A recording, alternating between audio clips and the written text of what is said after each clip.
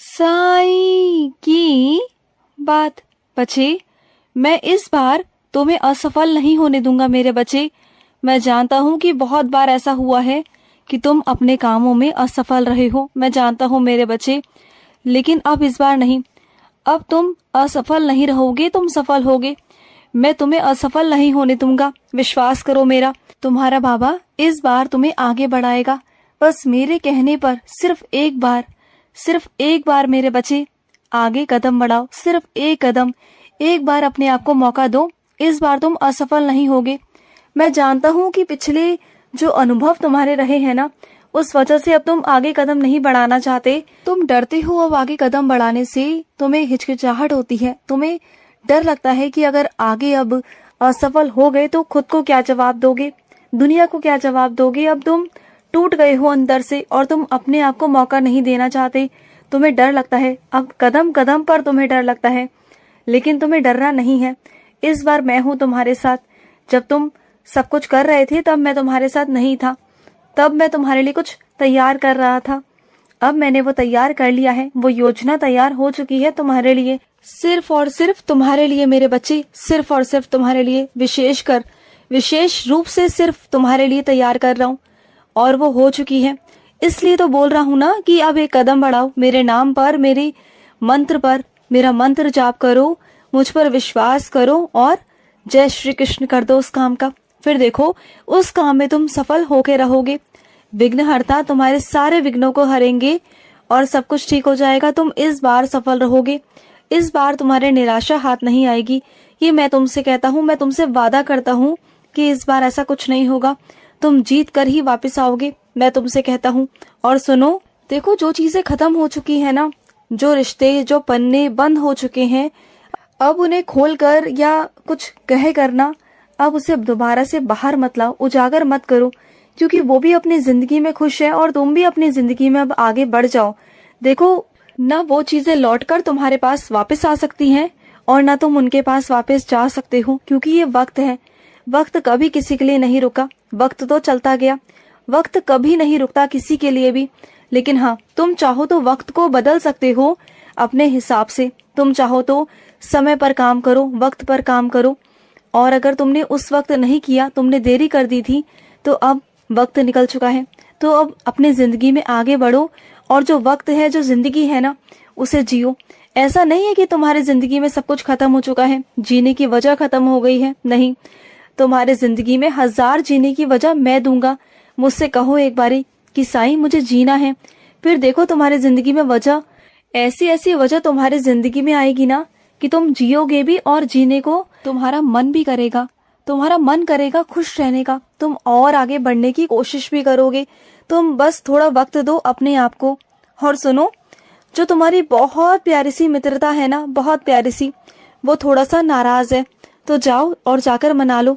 क्योंकि कभी कभी ना मेरे बच्चे, दोस्ती में भी गलतफहमियां हो जाती हैं।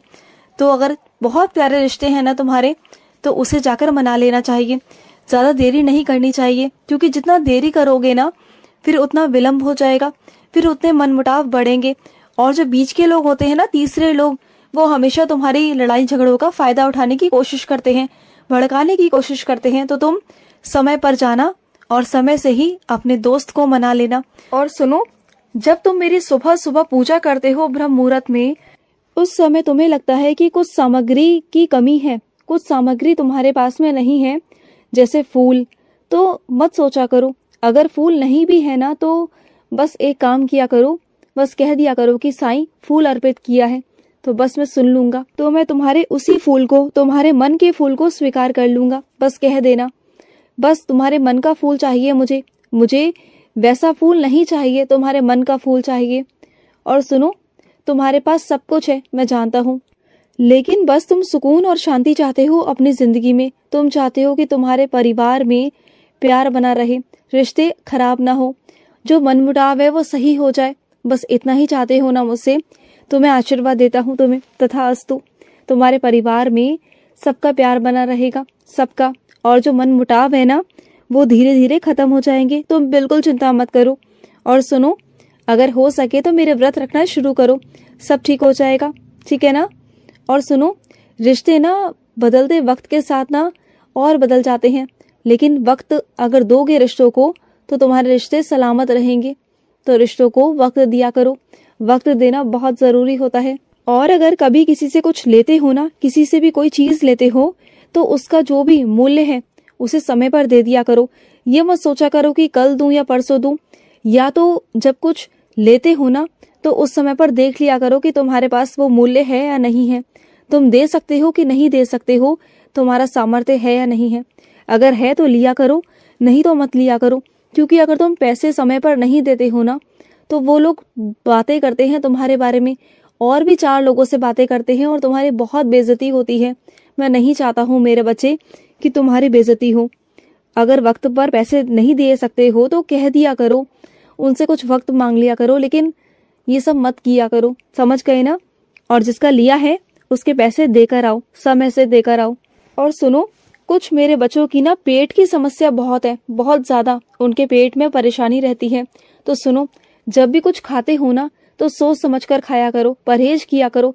जो भी चीज सामने देखते हो, स्वादिष्ट देखते हो तो खा लेते हो, सोचते नहीं हो ना खाने से पहले, फिर परेशान हो जाते हो। तो मत किया करो, बिल्कुल ऐसा मत किया करो। अपने शरीर के साथ खिलवाड़ मत करो, बिल्कुल मत करो। और सुनो, जब तुम्हारा मन चिड़चिड़ा हो जाता है, किसी से भी बात करने का मन नहीं करता, कुछ नहीं करता, तब तुम्हारा मन करता है कि प्रकृति के साथ जाकर बैठूं, अकेले बैठूं, एकांत में जाकर बैठूं, किसी से बात ना करूं, कहीं घूमने निकल जाऊं, जहां पर चारों तरफ पहाड़ हो, प्रकृति हो, पेड़ पौधे हो। वहां तुम्हें बहुत अच्छा लगता है ना शांति से जाकर बैठना।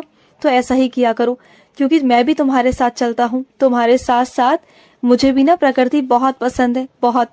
तो ऐसा ही किया करो, तुम्हारे चिड़चिड़ाहट है ना वो खत्म हो जाया करेगी।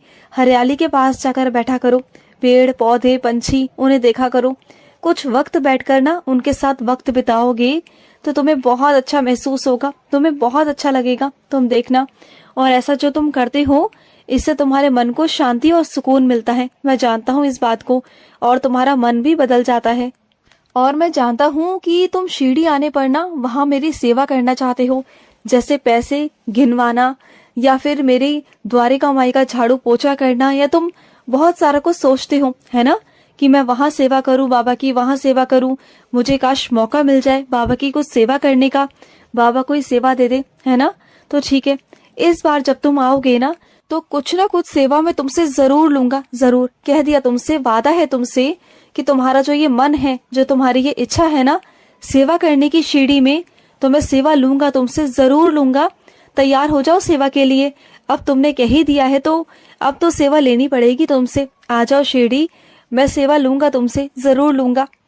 और सुनो, मैं अपने कुछ बच्चों से ना बहुत बहुत खुश हूँ। मैं जानता हूँ कि तुम बहुत परेशान हो, लेकिन उसके बावजूद भी ना मैं तुमसे बहुत खुश हूँ। जानते हो क्यों? क्योंकि इतना कुछ कठिन परीक्षा तुम्हारे जीवन में चल रही है, इतना कुछ तुम्हारे साथ हो रहा है ना, उसके बावजूद भी तुम मुझे नहीं छोड़ रहे। साईं के चरण पकड़ कर रखे हुए हैं तुमने। तुम्हें पता है कि बाबा आज नहीं तो कल जरूर देंगे, जरूर तुम्हारी मन्नत पूरी करेंगे, जरूर सुनेंगे। तुम्हें विश्वास है मुझ पर। बस यही देख कर ना मुझे बहुत खुशी मिलती है कि कुछ मेरे बच्चे मुझे इतना करीब से जानते हैं, इतनी गहराई से जानते हैं कि जो भी उनके जीवन में घटित हो रहा है ना वो महज एक परीक्षा है। और कुछ मेरे बच्चे ना डगमगा जाते हैं, उनका विश्वास डगमगा जाता है, उन्हें लगता है कि साईं है नहीं। लेकिन तुम्हारा विश्वास देखकर तो मैं हैरान रह गया हूँ, बहुत हैरान। खुश रहो। आज का साईं संदेश समाप्त हुआ।